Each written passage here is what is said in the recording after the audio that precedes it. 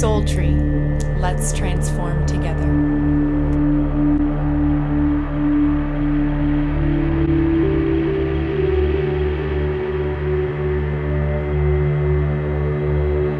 Hey, welcome to the Soul Tree podcast. My name is Ryan Holsapple, and I guess I'm your host.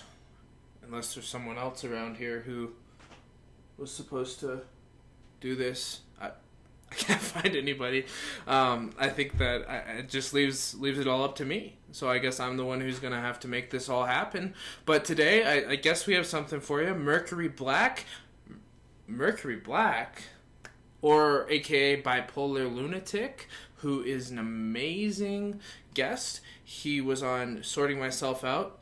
That's Andrew Jokum's channel, and also found out about my channel some way or another and started commenting, and then we started chatting. Before you knew it, I was like, wow, this guy has a lot to say, and not just a lot to say, but a lot of good things to say. And also, I have a Patreon account. If you'd like to donate, there is a link in the description. No obligation, just invitation. If you're feeling kind inside and you want to give something, then go ahead. Also, hit that like button, hit that subscribe button, share, comment, just mess around, be a part of the Soul Tree gang. Soul Tree gang. Does that sound cool? Soul Tree gang. What's up? But my job today is to deliver you the transformational discussion with Mercury Black. And Mercury Black is a wonderful guest, and I think you will enjoy. And here we go. Soul Tree. Hey, Mercury, welcome. Hey, how you doing, Ryan? Good. Thanks for joining me. No problem. Thanks for having me. Yeah, so just so people have a little background, I've recently met you, and through Andrew, who has the Sorting Myself Out channel, where he's working on his stuff and showing that to people, working on his personal development. And since I've met you, there's a couple of things that have really jumped out to me. Is one, you've been tremendously successful in, I wouldn't say battling, but in establishing some sort of order or some sort of balance within the confines of what people would call mental illness, which is a ridiculous terminology in my opinion.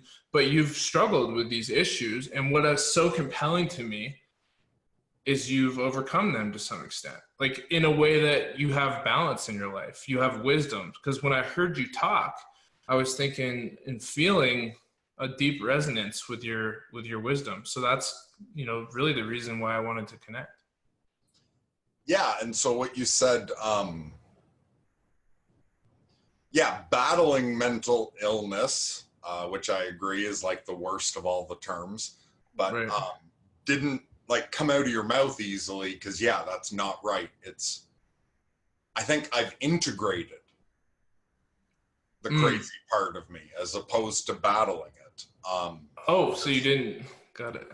Yeah, because like initially the first 2 cycles I went through, like the first 6 years that I was bipolar, back then I was fighting it. Back then I was trying to get back to normal, was trying to deny it, was railing against insanity, just wanting to be back to where I was before. Whereas instead, at a certain point, I realized that was hopeless. And it was when I just accepted that I was crazy. And instead, I guess, worked on integrating it. It went from trying to be normal to just trying to be the best lunatic that I could be, if that makes sense. I love it. Yeah. And it sounds like you instead of pathologizing yourself, right, you embraced your circumstances, which is really interesting because, we tend to pathologize everything, right? It's either sin or it's sick. That's one of the things I've learned from one of my mentors, Roger, Dr. Strachan. So first we went from this model of really focus on sin from this religious perspective. And now through the field of psychology and the DSM, For those of you who don't know, the Diagnostical Statistic Manual for Mental Disorders or something like that, is really focusing on you're mentally sick is like what people are labeling people as. You could even, I've even had diagnoses as just growing up. I was diagnosed with attention deficit disorder. I was diagnosed with what's the one where you rebel against everything? There's a word for it. There's some disorder involving just being totally, uncooperative with authority. And that's another disorder. So there's all these sicknesses that they've established out there. And they don't look at them as any sort of gifts. They don't look at them as creative abilities, or maybe they just don't fit into the societal substructures. They try to box them away and turn them into a problem. And I think what I've admired about your path and what I've heard you share is that you didn't do that. You actually embraced it. And now, because of that, you're someone who I might even go to ask for advice on a regular basis. Yeah, and for me, it was like a freedom in a way. Okay, maybe it comes down to, I've never thought of it quite this way before, but Jordan Peterson says that when you are dealing with something, when you're forced to deal with something you don't want to deal with, it's a different part of your brain that's active than when you choose to deal with something, even if you don't like it. Have you heard him discuss that? Yeah, say a little more. I've heard him say that, yeah. Yeah, so he was saying that, like with a phobia, for example, if you're afraid of spiders and suddenly you're forced to confront a spider, someone throws one on you or one just comes up and crawls on you, it's traumatic and it activates certain brain circuits. Whereas if you were to say to yourself, okay, I'm really freaked out by spiders, but I'm going to go approach one and face the unpleasantness, that it's a totally different part of your brain active. And so I guess maybe to a certain degree, that was what I did with mental illness, was rather than being dragged into it the way I was my first couple cycles, I accepted it. And I completely, because I got put on permanent disability, and everyone was just like, hey, just try not to have a total psychotic break and end up in a mental institute, and don't kill yourself. But other than that, like, just whatever, just relax, don't do anything. And so I was given the freedom to just shut myself off from the world. And I did have about 2 years where I spent almost all my time alone. And instead of running from depression, in the first 2 years I was alone, was 2 years, it was the solid depression. I went through that, voluntarily. I decided not to kill myself. I decided not to be in denial about it anymore at a certain point, and just went into it directly. And same thing with when I went into my next manic cycle. I tried to look at it from as many points of view as I could, because I wasn't sure what to make of it, like looking at it from the psychological perspective, from any sort of metaphysical or spiritual perspective. And I just had lots of time to go in to deal with it and face all that weird shit inside and get it sorted out. And rather than sort of like the motif of the dragon slayer and conquering things, I feel more like I went in and tamed the monsters inside. Got to know them, got to know their nature. The way like there's some sort of Zen thing about getting bitten by a rattlesnake, and like it's not the snake's fault you were bit, like being a snake. If you know a rattlesnake well, you should never have any problem with it. If you understand its boundaries, you understand its nature, you know what to expect from it. I've learned to treat a lot of things inside me that way. Wow. Tell us a little more about some of the, intense times that you had. So I'd say the most intense was my last total psychotic break, like my second time through. So with that one, I was living alone in a house where I was intending to turn it into a tattoo shop. I was doing an apprenticeship and have a good friend that does tattoos. He was going to like work there. But my mania kicked in and I got in like obsessed with the idea of the end of the world. Then got the internet at home for the first time in my adult life was then. I'm not a big computer person. Before, this was in 2009. Before that year, I'd never had internet. I didn't use computers often. Wow. And because we were going to set up a shop there, my sister brought her computer over and I had the internet for the first time ever at the same time as going into a manic state.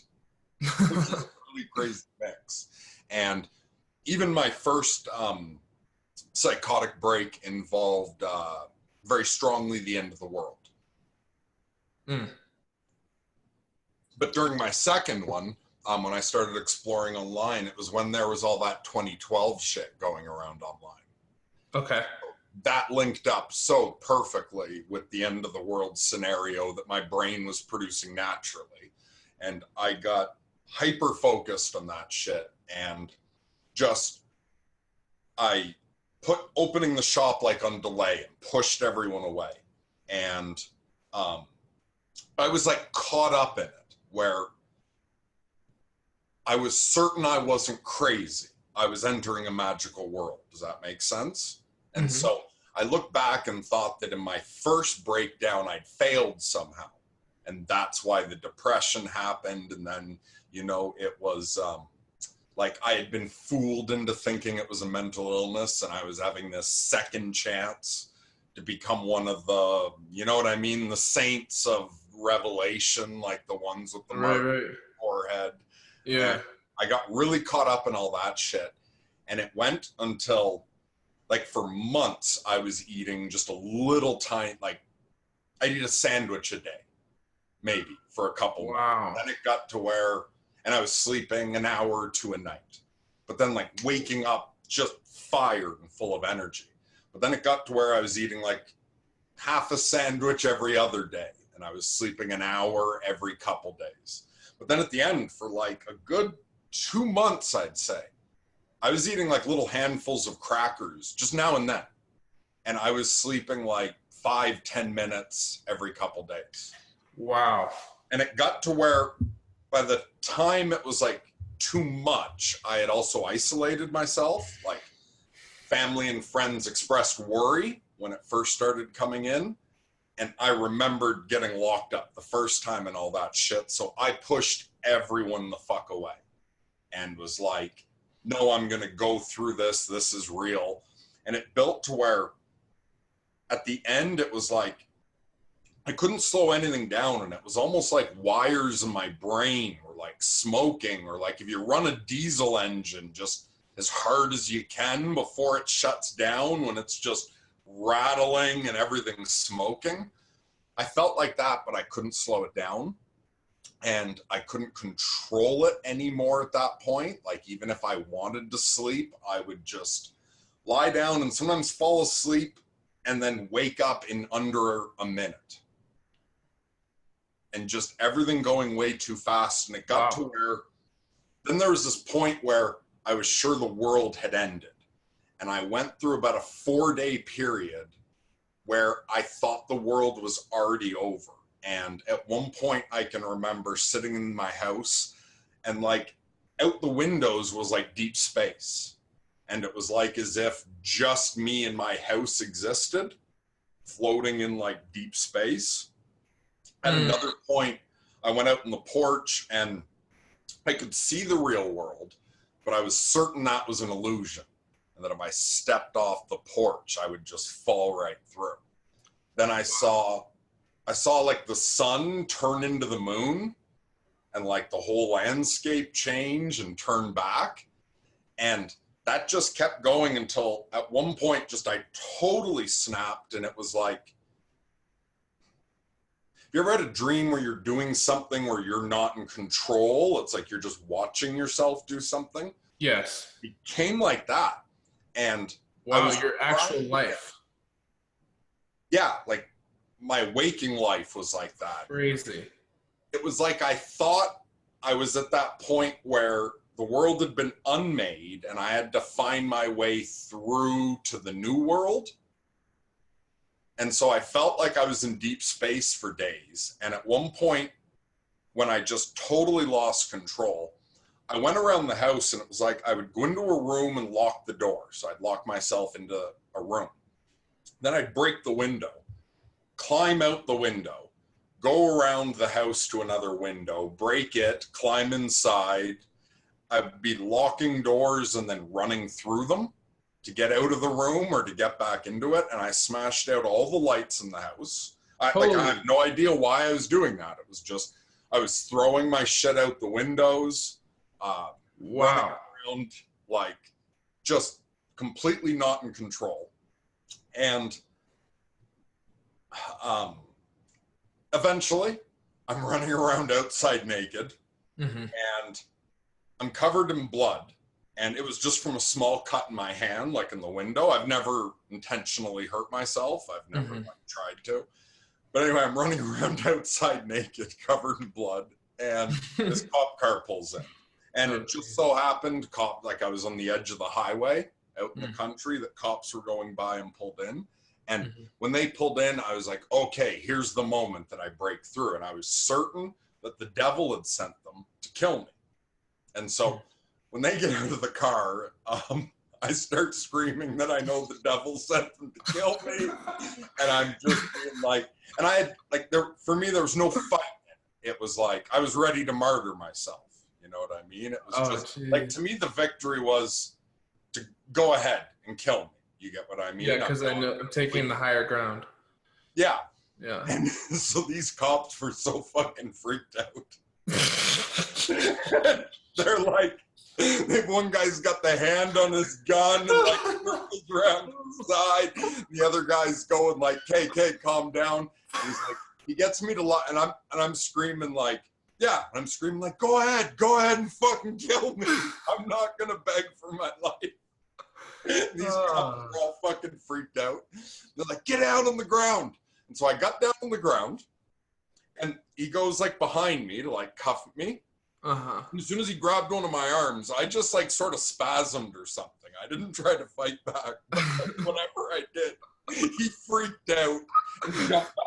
And so I jumped up, started yelling some crazy shit, and he just pulled out his pepper spray and started like into my face. All for running around naked in your own yard.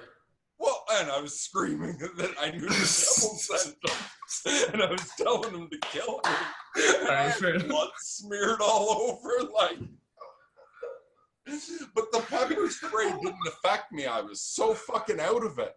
Spraying me in the face with it, and it wasn't stopping me. I was just still standing there yelling. And so they finally did manage to cuff me. They cuffed me like ankles and wrists. Dragged me into the back of the cop car. I'm sitting in there, and they go in to check out the house, to make sure no one else is in there, whatever. And while they're in the house, I kicked out the back window of the cop car. Like, all fucking chained wrists and ankles. And when they come out, I'm like trying to squirm out the window. And they just pushed me back in and went to take me to the mental hospital. But it was like where I was living, they had to drive through Gatineau Park. It was like the way to the hospital. But so it was like, they took me, turned off the highway, and started driving into the middle of nowhere. And I'm like all chained up in the back of the cop car. And then I started fucking hallucinating. That little screen in between the cops, like they've got their little computer? Yeah. I started hallucinating that this government file on me was flashing. Like they had photos of my dad and my mom and like photos of me and all this information. And so then, like the delusion flipped from the devil sent them to kill me to, okay, the New World Order is nabbing me. And I'm expecting at any moment almost like in the Batman movies when it seems like it's nothing and then something opens up and there's your secret entrance, you know? Yeah. Like, I'm expecting suddenly trees to be like, Oh, to turn off into some ramp to take me into some government base. And you are again, though, the delusion was that because I was important, involved in the end of the world, and they're going to try to steal my power or whatever. You're very creative. Extremely creative. That's so creative. That's amazing. So elaborate. Oh, it's amazing. Yeah. And then I remember at one point, once I got caught, like, sort of my heart rate and stuff went down a bit, I noticed, I'm like, why is my back burning? And I'm noticing all of a sudden that it feels like my skin's on fire all over the place. And it really confused me at first. And I was like, oh, right, they pepper sprayed. It was so you're just feeling it. It was a good 20 minutes, like, after they pepper sprayed me that I started feeling it at all. And these are all non-drug induced states. Yeah. These are just natural states of your consciousness. Yeah, and like I was smoking pot at the time, but I smoked pot on a regular basis. Right. Yeah, that wouldn't do that. And yeah, no, it's I find mania in many ways is very symptom to magic mushrooms.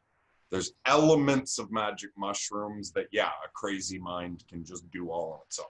So you think that for some reason you have more access to those psilocybin receptors in your brain? Or just that there's a lot of similarities between the two. And again, it can come down to like which way you want to look at it. If we're gonna talk about more like the biochemistry and the neuroscience of it, do you get what I mean? Maybe hallucinogenic mushrooms activate certain similar things. Sure. Then there's like, you know, there's the crazy ideas about hallucinogenic mushrooms being a form of life actually trying to communicate with us. You know what I mean? Sure. Yeah. Or like the idea that ayahuasca, I've never done that, but I've heard people talk about the entities that you can meet on ayahuasca. Yeah. From the metaphysical, if someone's interested in that, perhaps like if there is that other whole layer to reality or layers. Right. And perhaps they're all connected. Maybe there's multiple ways to connect to it. Yeah.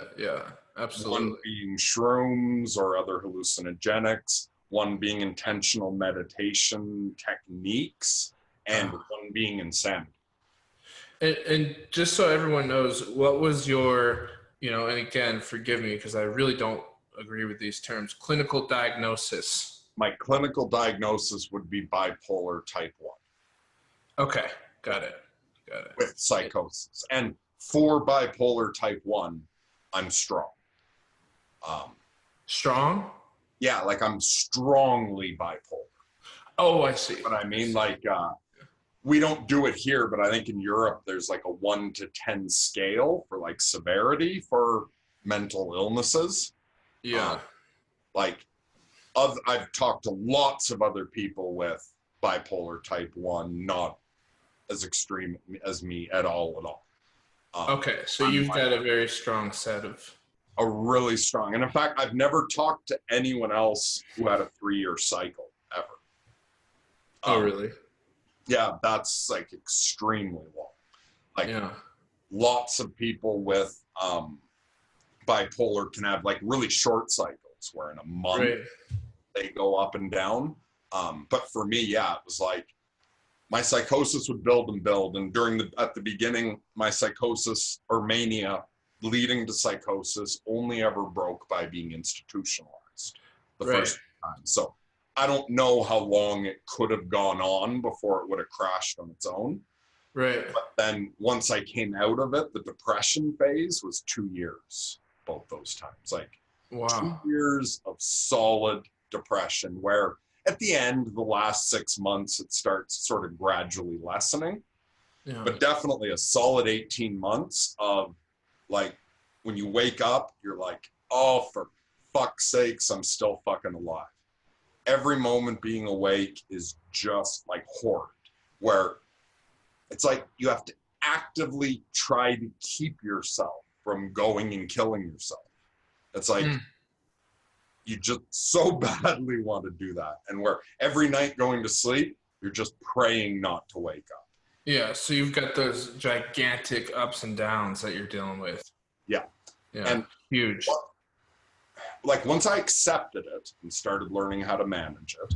And so like, first of all, so for anyone else who's got this or knows someone who's got it, when the mania starts, one of the things about bipolar mania is you start to feel like you don't need to eat and you don't need to sleep. And you'll notice you need less and less food, you need less and less sleep. But also it will tell you that that's like not a problem, that's like you're healthier, you feel better, and you begin to feel like magic. Like, oh, everyone else is an idiot. They think they need to eat. I don't. They think they need to sleep. I don't. Just don't fall into that thinking you don't need to eat. So I have a minimum amount of food I have to eat every day, whether I want to or not. You just make yourself do it. Force myself. Yeah. And how did you get yourself to that point? Because that takes a lot of groundedness and like it's this concept of, I know a part of me is not going to eat. Like, I know a part of me. So that's already implying that you have multiple parts of you. So there's clearly a part of you who came online and now is starting to be, or has been for a while, managing these parts of you that don't eat or go into these states.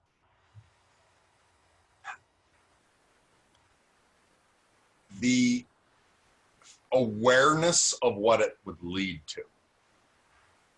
Okay. First was what allowed me to force myself to eat. So you played it through.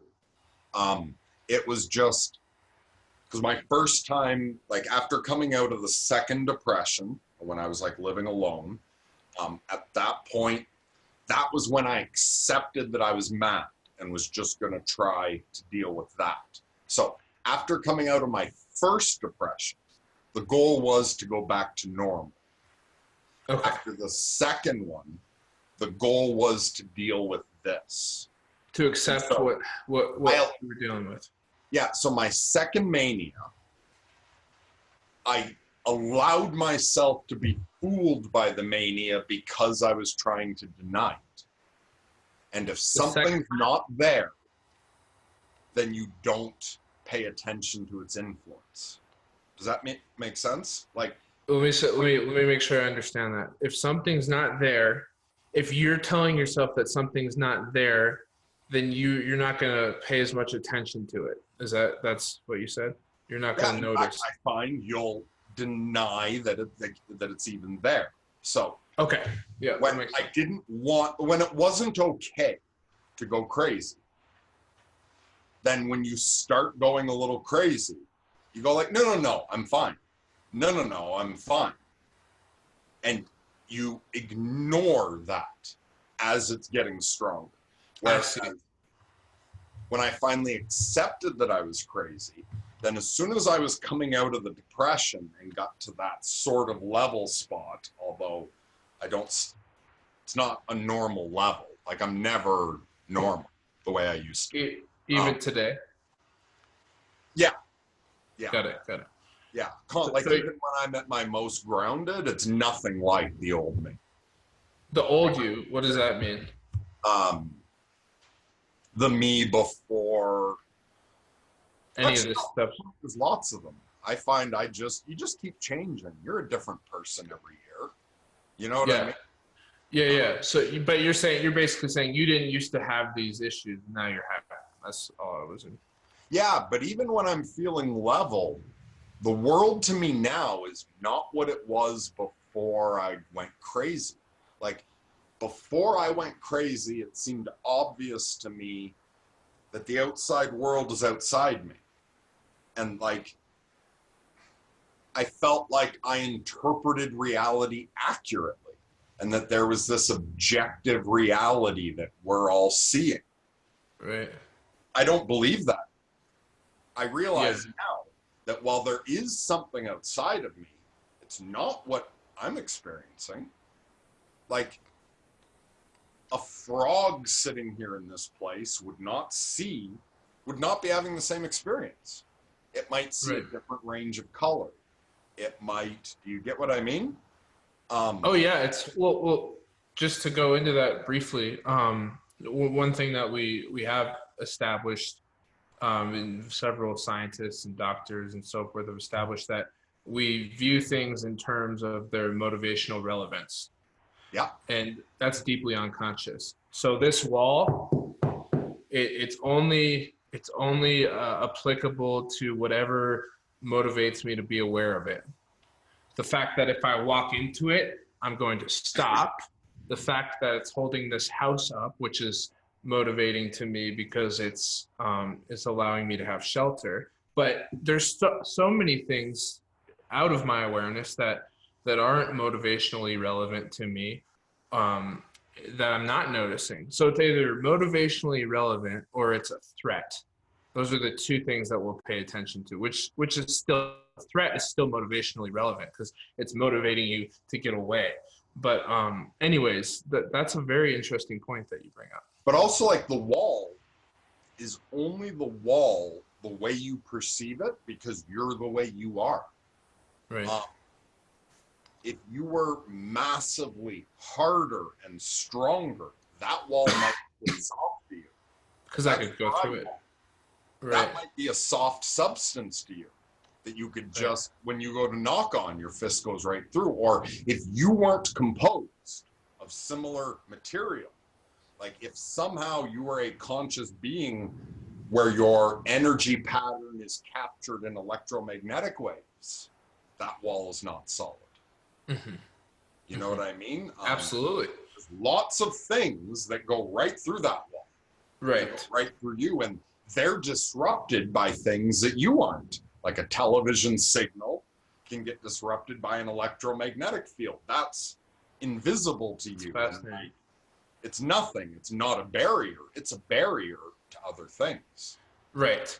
And then the fact that the wall has a color is all because you interpret color like light and turn it into all of that. Yeah, absolutely.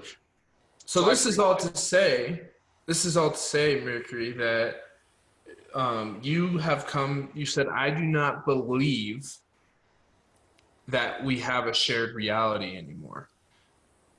I used to believe that. I don't believe that anymore. That's what I heard you say. Yeah, absolutely. Like, well, there is something behind all. Like, there's something there that we're all interacting through, obviously. But it could be some video game like Elon Musk thinks. This could be Matrixy. Now, still, there's something there that we each plug into.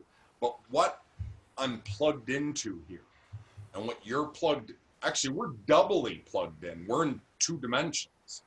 We're both in the physical dimension, plugged into it through our bodies and experiencing it the way our psyche and physical shape allow us to. Then we're plugged into this digital dimension to interact with each other too, in the same way that, like, the internet is there in a different way than what's on my screen.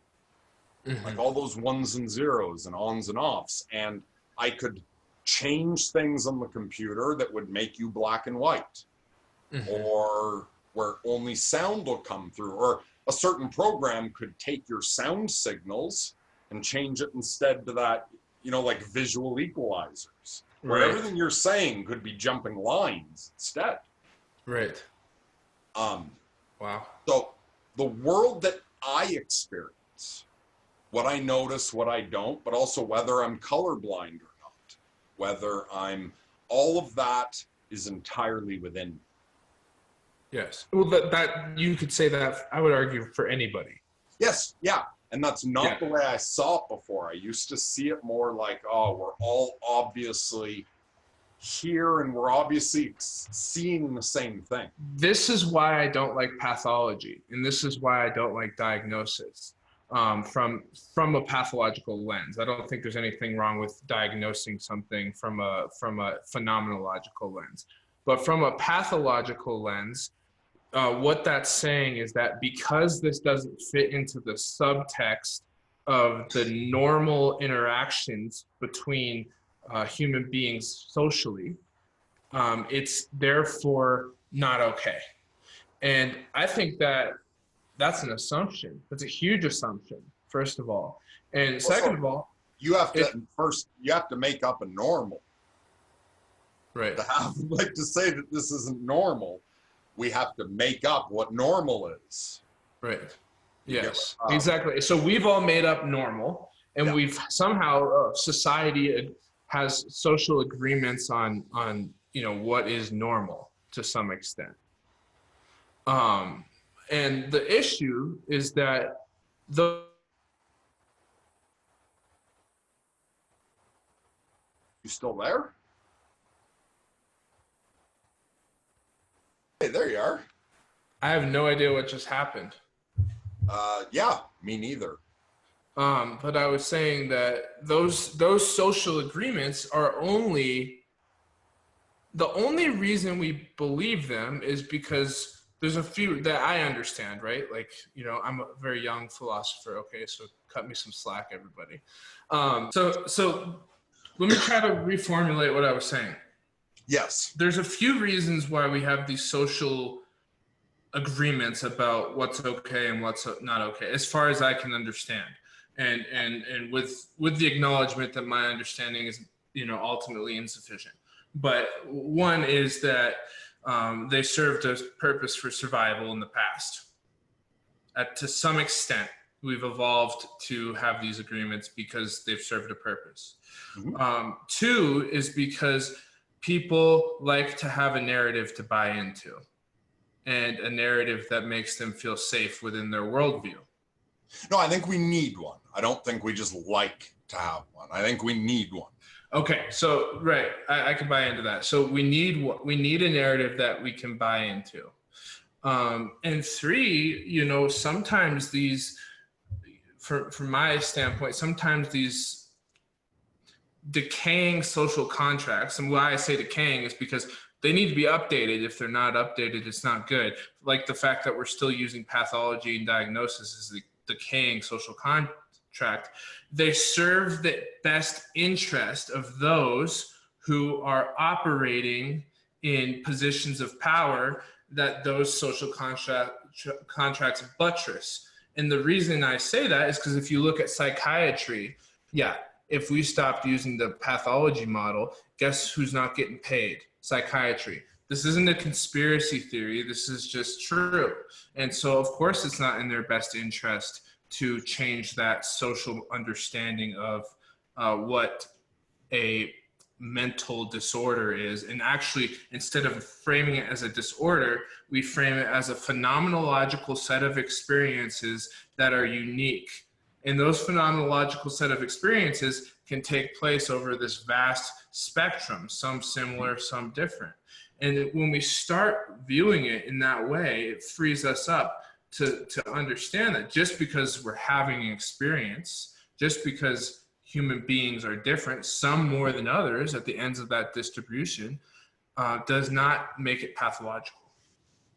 Yeah, so that made me think of a few things. One, from what I understand, and I'm no historian, but from what I understand, the modern mental illness model, modern psychiatry, actually starts with the Industrial Revolution. And so essentially, the borderline of crazy or not is, can you work or not? That it wouldn't matter what issues you have, you could be as weird as you wanted if it didn't interrupt in any way with you performing your social duties and contributing to the economy. Whereas, so you could be very depressed, but if you could get up, go to work every day and not disrupt anything, that's fine. If you're too depressed to work, then you've got a mental illness. And so I think our current model is built on the Industrial Revolution. And so it's how do we get the most people? And the Industrial Revolution needs large groups of people behaving exactly the same. Also, our school system is very much based on that. The modern educational system is Which creates issues for people like yourself who have these really unique experiences that aren't good or bad. They just are, and they're labeled as good or bad because they don't fit in. Yeah, and there's two ways you can label them good or bad. There's whether it's good or bad for society, and that depends on society's current preferences. And then there's whether it's good or bad for me. So, Right. for instance, there could be part of it that I feel's good, but is bad for modern society, or there could be the reverse. And when you started the first time, what you said was you were using the word normal at first, so that, and I find you can look at this two ways. So, I don't know the exact stats or anything, but let's say, what is it? 1 in 20 people have a mental illness. But let's say, to be as crazy as me, let's say I'm 1 in 1,000. So if only 1 in 1,000 people have brains that work anywhere near mine, you could say that therefore that's not normal. I'm not normal because the average brain doesn't work like mine. On the other hand, if the standard distribution of bipolar like I have is 1 in 1,000, and I don't, then it's perfectly normal for me to be bipolar. Like the way you could say that it's not normal to be gay because most people aren't gay. You get what I mean? Like say it's 1 in 10 are gay. Then you could look at it as that's not normal, or you could look at it as like, look, 1 in 10 people are gay, so it's perfectly normal for 1 in 10. Yeah, it fits into that distribution. Yeah, and we do now look at mental illness as being abnormal, but it seems to be like it's been with us forever. And so like you were saying also, and you referenced evolution in some way. I'm forgetting exactly how, but evolution hasn't done away with bipolar and schizophrenia. Yeah, exactly. Why not? Yeah, and it does affect you. Like most people, I'm odd. I became bipolar very late in life. I was 27. So instead of dying like other people at 27, my old self died and I snapped. But for many, many people, I think it happens like in the teens or whatnot. So you're affected by it when you're at breeding age. Yet we have still somehow maintained these disorders. And the idea that it's a problem is also like it's narrow-sighted. The same way that saying it's not normal is also to call it just a problem, just an illness. Because if you look at it, yes, a large number of people who are as crazy as me, fuck a lot of shit up, like have difficult lives, is bad for society. But a certain portion of people who are very crazy do exceptional things that no normal person will do. So whether you look at Van Gogh or Hendrix or Mozart was crazy. Forgetting the name of the real guy, but the movie A Beautiful Mind, or Georg Cantor, I think the name of the guy who did all the base mathematics for infinity theory. Like he died in a mental institution. He was Friedrich Nietzsche. Yeah, like he went nuts. So out at these edges, or also it's like all these old spiritual traditions and magic, that's got to have come from people like me way back at the beginning. Like nowadays, you can look up old spiritual traditions and all these wisdom things, but like when you go really, really far back, the first people to develop a lot of the things, that like Alan Moore puts it, that he thinks most culture originally arose as cult, and that a lot of things that we take for granted now as valid ways to look at things could have once come from mental illness. So the same way that like Rogan will talk about how he thinks psychedelics influenced a lot of early culture. You know, that people take mushrooms and have spiritual experiences. I think mental illness is another way for that to happen. I share that viewpoint, because I think a lot of the shaman and indigenous tribes and so forth were people who would have been today diagnosed with these so-called illnesses or pathologies. Yeah, absolutely. I saw a TED talk just recently by, I'm forgetting the guy's name. But anyway, he was talking about that mental illness and shamanism. And he said that he'd gone around to different countries to talk to tribal shaman and healer. Right. And he said everyone that he talked to, it was the same thing. When he asked, how did you become a shaman? It was, you know, at this age, I started hearing voices or I started seeing things and I was taken to the shaman. Right. Which would be a wonderful treatment rather than to the mental institution. Yeah, and then he had some more fairly modern person with either schizophrenia or bipolar that received some sort of like similar to a shaman type treatment. Right. And it was actually like going really well for him, was helping him. Unless That's I awesome. misunderstand, once the treatment, like the shaman group found out he was mentally ill, they had him stop doing it. They weren't comfortable with him. Wow. If I remember right. But anyway, it does seem, and like what I've put myself through was the withdrawing from the world, listening. So I would like force myself to eat and force myself to get a minimal amount of sleep, although I play with that a bit. When I'm during the summer, I sleep less in the winter. But also, then it was like when shit started coming up, I didn't deny it in any way. I looked into it and discovered all kinds of crazy thoughts and experiences that, yeah, just were totally coming from my own internal place. And yeah, like the first summer that I was like taking it seriously and like, I was just putting the brakes on as much as I could. So I was forcing myself to eat a minimal amount, but even overeat if I could. I was making sure I would get as much sleep as I could and was trying to do everything I could to ground myself. And still, I got fairly manic. And that first year, at a certain point, I had the experience of an archangel presenting itself to me. And it was this really intense experience. The first time, like usually I'll talk about having voices. I don't actually hear voice, like auditory voices. Some people, I've talked to people who do have that.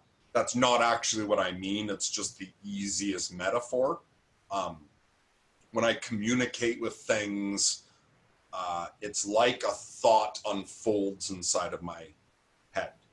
And in fact, the closest, it's weird, the closest description to the way I interact with things, I found just this year in, I read Alan Moore's book, Jerusalem. Have you ever read it? No.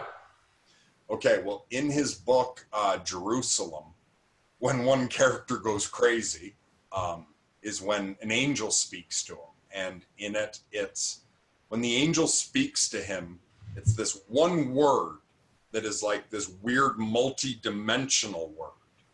And I don't know how to like describe what's in the book really well right in the moment, like it's not coming back to me, but when he describes the way that one word puts a sentence and like a thought into the person's head, and then it's like it unfolds at a larger amount of meaning unfolds from this one word. Thinks about it. So yeah, maybe sometime I'll look it up and actually read that to you, like some call if I think to, because it was a great description. But yeah, it's like I get this feeling of a presence saying something, and it's almost like a crumpled up ball of paper suddenly lands in my head and unfolds, and there's a big thought written out on it. Mm.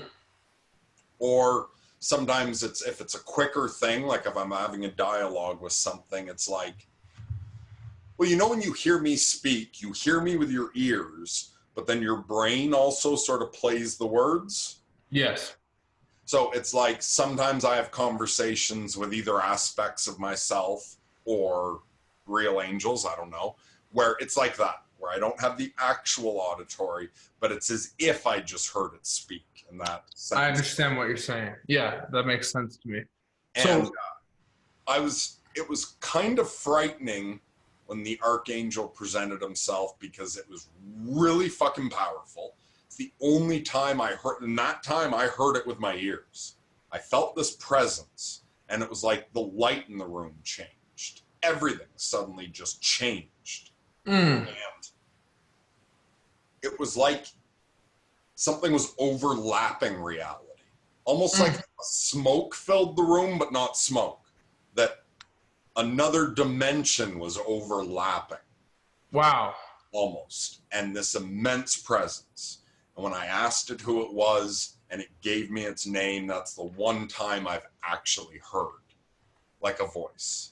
And it was fucking intense. And this was my first mania I was going into that I actually controlled. So I didn't know if I was going to get through that year without getting locked up. Do you know what I mean? Yeah. So part of me, when that angel announced himself, was like, oh, fuck, we are too far gone. You know what I mean? Like, Yeah. But part of me was like, no, I can handle this. I can be grounded. And part of me was like, no, I'm not totally off the rails. I know that this is weird. And I started interacting with that angel, and that angel's never left me. And that's been actually helpful as opposed to detrimental. Incredibly helpful. That's so great. When I face the shit inside of me, not overly caught up in it, not with it running me, and out of control, and not treating it I'm not sure exactly how to describe it, but as soon as I started treating my madness the right way, shit became more reasonable. So for instance, my first two breakdowns, manias, psychoses, I would think of all kinds of crazy shit to do.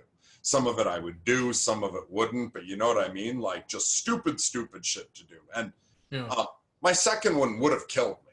Like all that time of no eating and sleeping, if I'd been somewhere the cops hadn't picked me up, I think I just would have kept running around like that for another, I don't know, how long can you live not eating? And right. Like couple months or a couple weeks at the most. But one doctor said he figured I was a good 10 days away from dead. Jeez. So, but my archangel and the voices that I know are okay to listen to never give me bad advice. How'd you find that out? Well, one thing is to get to know each thing inside of you. So for instance, my depression, especially when it gets full on suicidal, it's almost like there's a demon that comes with that. Can I speak to that for a second? Can Yeah. I say, today, so I've been going through a lot of changes lately, and today, this, you know, because I've been through depression before, and I have a part of me that I call the black hole. Okay. And the black hole will come in and just say, fuck it. And basically, you know, and there's another part of me that teams up with it that's like very defensive against the world. Like, I don't want to interact with anyone. It's not, you know, fuck everybody anyway. It's not in my best interest to interact with other people or to, you know, participate in social things. And so, and then that inward depressive part goes downward, and there's literally nothing when I feel that nothing feels valuable to me. Like the fact that I'm doing this podcast right now doesn't feel valuable to me. Any meaningful conversations or meaningful experiences I had maybe an hour or two or a day or so before no longer feel meaningful to me. Everything loses its edge and its purpose. Does it just lose its purpose, or does it also become embarrassing? Oh yeah, totally. Like I feel like, let's say it happened tomorrow, like I'd start feeling like this. Well, part of it is because I think part of it's because I've been like thinking about doing a master's program, and I've been considering various different, choices for my life right now that are really based on the best possible manifestation of what I could be. And I just today started feeling like, what if this is all just like made up and I'm, and yeah, it does feel embarrassing. Like I can't believe I tried to apply to get into that school or, stuff like that. Yeah, for me, when heavy depression hits, the more beautiful something seemed when I was like enjoying it, or the more meaningful it was, Yeah. more ridiculously embarrassing it is that I ever even saw meaning in that. I can relate for sure. And especially to things I said recently to other people and things I did. Yeah. And so for me, I do remember at one point, it's one thing I noticed, and it's one of the reasons I got so into magic. I find if you take something inside you and look right at it and ask it to present itself in a physical form, that it will. Do you get what I mean? The same way in magic, the idea of asking some god or something to present itself, and it will form in a way that is a mixture of your expectation and its nature. Do you get what I mean? So I can look at something inside of me and give it a form. Then it's easier to distinguish it when it comes. That's why you're saying get to know yourself. Get to know everything part of yourself. Yeah, and I mean, you can do that in a way that doesn't involve any of this magical thinking or giving form. You can just pay attention to your depression. Okay, what does my depression make me feel? What kind of thoughts does it trigger in my mind? Right, that's how I knew when it came up today. I was like, oh, I've seen this before. This is the black hole. That's why I named it. Now I know what the black hole is. Just giving it a name. Yeah. Now you can aim at it. You can isolate it. You can notice it on its own. And so you notice that when the black hole enters, it takes everything beautiful and wipes it out. Yeah. It rips the beauty off it, and then it goes, and you're a fucking idiot for seeing it there in the first place. Right, exactly. How pathetic this is. And you're all excited like a little kid over this. It's garbage, and you're garbage. You feel horrible that you ever thought this garbage was beautiful. You're pretty good at being the black hole. Well, you know that that's the black hole. Yeah. And you don't mistake it for yourself. I didn't, and I felt like that there's growth in that I could do that. It still feels shitty. Yes. It doesn't make it feel great. It just takes away a little bit of the power. And for me, I remember a few years ago, I was going through like a really, really harsh depression for a few days. It was just like really bad, suicidal, like just really trying not to go with those thoughts. Like they were hitting me really hard. Yeah. My wife asked me how to describe it one day. Like she was like, describe how you feel when you, and I remember I was just like, oh, I don't know how to describe it right now. And so the next night when I went to sleep, it was the moment I woke up, it was going strong. Like I woke up with, you should fucking kill yourself running through my head. And I thought like, okay, this is intense. I'm going to look at this right now to see how to define it for my girlfriend. And so I just laid back. closed my eyes, listened, and it was like very quickly, I was suddenly in this landscape with, it's just like gray dirt. And in front of me, this cliff edge. And a distance across the cliff edge was this area where Tara was. So first of all, part of the depression, and because I was thinking how to describe it to my wife, it put her at this immense distance.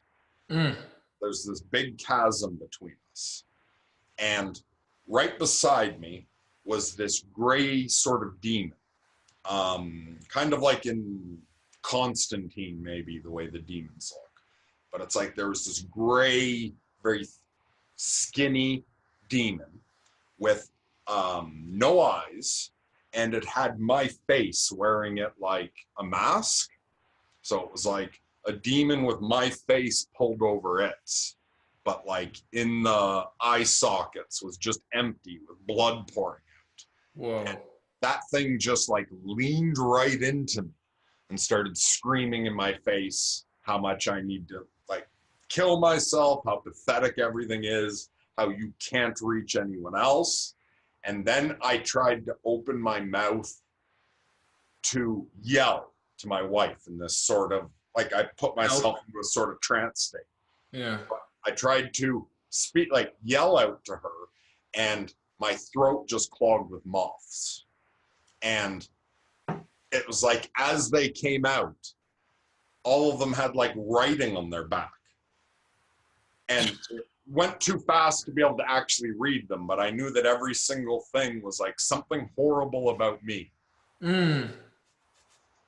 And I found after having that once, often now, if I wake up with that suicidal aspect of depression going, because I'm very vulnerable to that first thing in the morning when I'm depressed, because I'm good at sorting myself out and getting control later. But when I'm just waking up, yeah, it'll often be that demon now. Now that I've seen it once, it's like my suicidal depression takes that form. Oh, wow. And how do you deal with it when it comes up? I observe it. You don't try to like be like, get out of here. Yeah, I don't fight it. Okay. I don't observe it.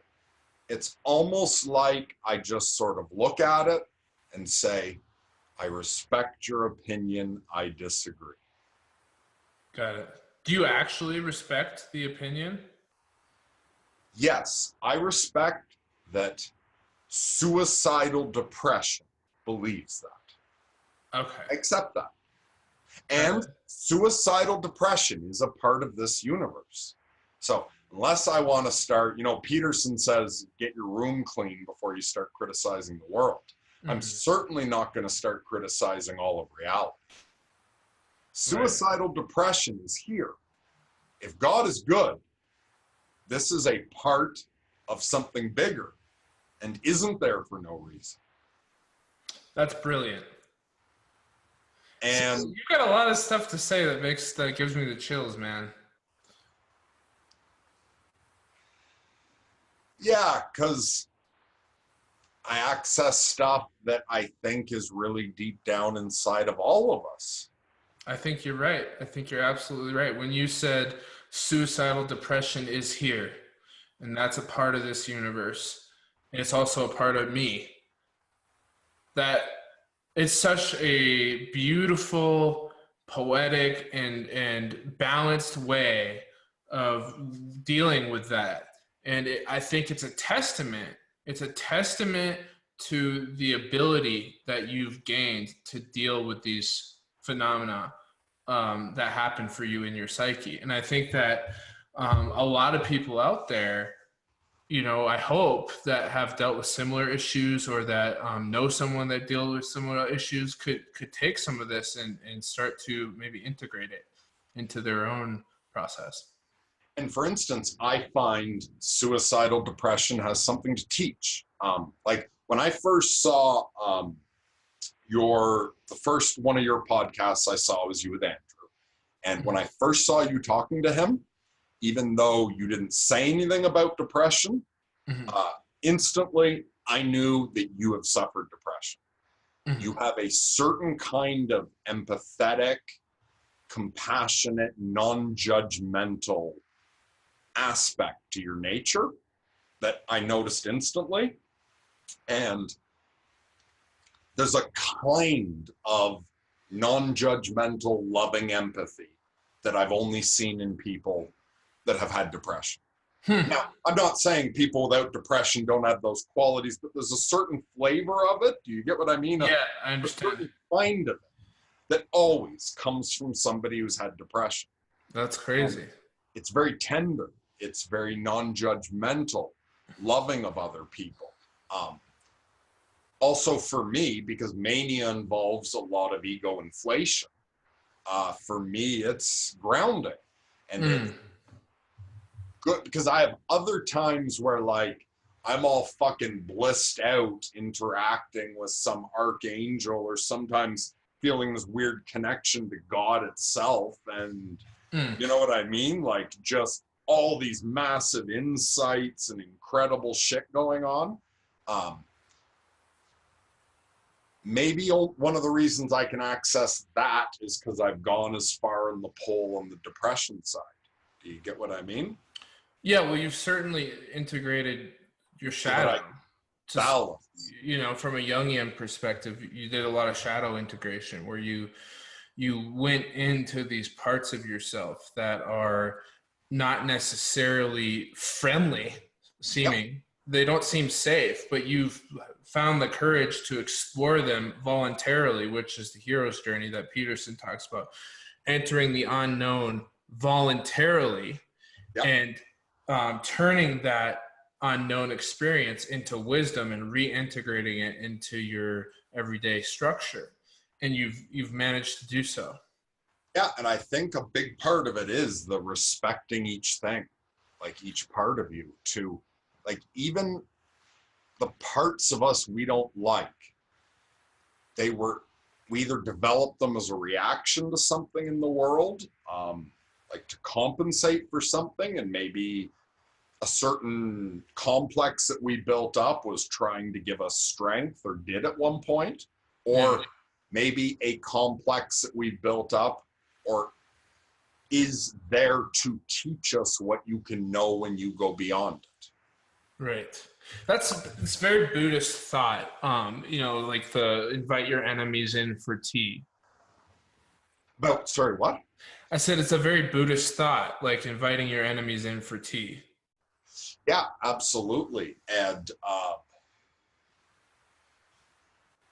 if like another thing back to Alan Moore, he says often in some of his works of fiction, like if you meet a demon, be respectful. That if you meet a demon with both fear and loathing, like if you hate the demon when you meet it, it's going to show you something hateful. If you encounter a demon and treat it with respect because you understand it's a part of, you get what I mean? Because anything that exists must exist for a purpose, must be playing some role. Respect it for what it is, the same way that you can respect pain for what it is. It doesn't mean that you enable it. It means that you honor it. Yeah, like you're not enabling suicidal depression, because if you were enabling suicidal depression would kill you. If that demon's with me, and like to the point where, and again, I don't have visual hallucinations, but it's like, I imagine it's so strong that I almost see it sometimes. Sure. Like, if I hate that fucking demon, it's going to feed off that hate. Right. It's going to become more hateful. If I tell it, it can't exist. It has to go away. It should not exist. It will fight for its right to exist. Right. If I face it and say, I understand you're a part of this, like I respect that you exist, I agree to disagree with you on these. Yeah. So you're not becoming soft, you're just holding a compassionate boundary. And I guess also maybe that's a certain problem we have in society as well with dealing with other people. We're really caught up in trying to get other people to change, as opposed to being like, okay, look, you do this that I don't like, and I do this that you don't like. Let's agree to disagree. Right. You're part of this world. You don't have to be exactly the way I want you to be. Right. And so with each thing inside me, it's all a part of me, and I don't know all the reasons I need everything. But maybe it's Manly P. Hall has an idea that in the like in the pole of pain and like your depression and all that, and then your euphoric experiences, he has the idea that as high as you can go on the positive side, you have to be able to go on the negative. So people who never get terribly excited probably also don't ever get that upset. But then to be able to reach states of intense ecstasy, you also have to be a being capable of reaching hell-like states. Yeah, that makes sense.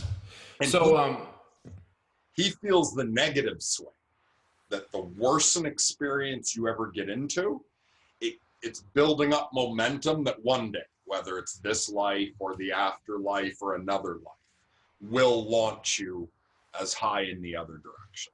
yeah, I love that. So we got to wrap up. And what I want to say in conclusion here is that I'd like to do this again. I think that this was part one of a multi-part series, I hope. And to me, this was an introduction to, learning about, the inner demons that we all deal with on various levels. And next time I'd like to learn a little more about taming them, like you talked about. Because I think there's a lot of people out there that could use the message that you're sharing. And it's not just demons. There's lots of inner angels as well. Awesome. So angels and demons and learning about them, getting to know them, and then taming them or becoming allies or becoming more acquainted or whatever you called it. Yeah. That's awesome. Absolutely. Right on. Any closing statements from you other than that?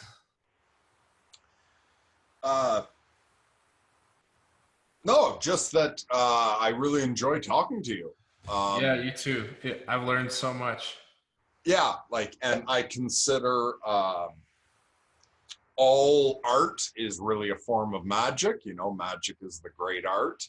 And I think the lost art of conversation is far more powerful than we realize. I love it.